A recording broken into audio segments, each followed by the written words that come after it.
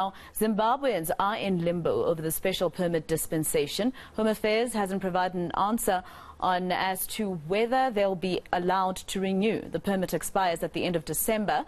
The Zimbabwean community in South Africa and the African Diaspora Forum are working with the Zimbabwean embassy on the issue. Chairperson of the African Diaspora Forum, Vusi Sibanda, speaks to us now about it. Mr. Sibanda, thank you very much for your time here on eNCA. Now, tell us a little bit more about the problems that are faced in this situation. Thank you very much, and good morning. Well, look, the biggest challenge is that these permits have been extended, or rather they were actually issued for the first time in about 2010.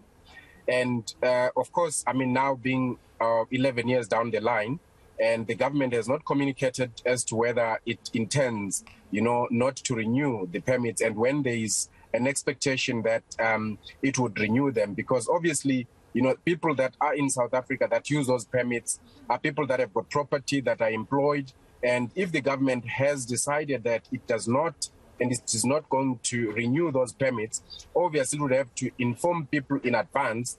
It may not even rely on the fact that the permits expire in December, so people must then expect, or start to move. But because of a legitimate expectation born out of the times that the permits have been renewed, if the government decides not to extend, it would have to inform people a year or 2 years in advance that this time we're not going to renew those permits, so that people can make alternative arrangements.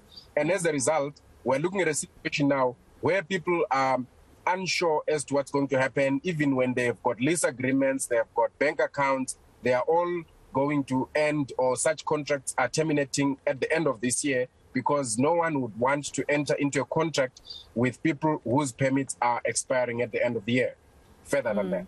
And of course, this also means people's livelihoods are in the balance if they don't know whether after December they'll be able to actually still operate in South Africa. Very true. I mean, because people cannot plan beyond 31 December. You're looking at children.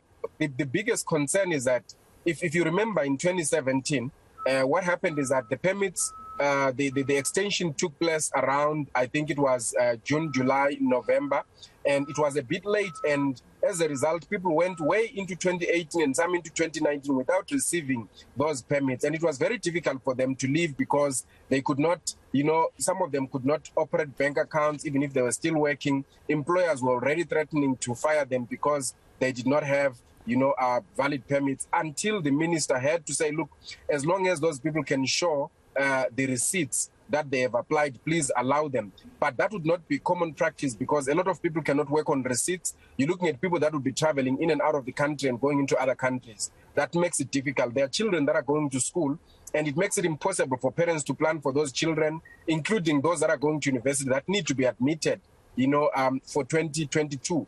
And universities may not therefore admit them without knowing or without an understanding as to whether they have valid permits or not. All right, and just very quickly, I don't know if you would be able to tell me anything about what's happening at the moment at the Beitbridge border post with those truck drivers spending several hours trying to get through to Zimbabwe from South Africa.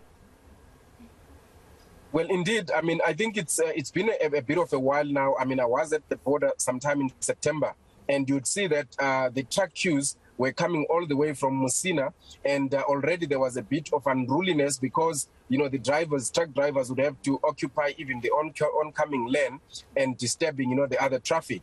So it is a very huge problem, and obviously at some stage we actually thought that it was mainly because of either the curfew, but we had heard the minister, remember, sometime last year saying there were catchment areas where trucks would have to go and wait until their papers were processed. But that doesn't look like the case, and this is not a new problem, because we know that when a lot of people died last year as a result of these queues, this was the problem. So it has not been completely alleviated, and it looks like it's an ongoing problem.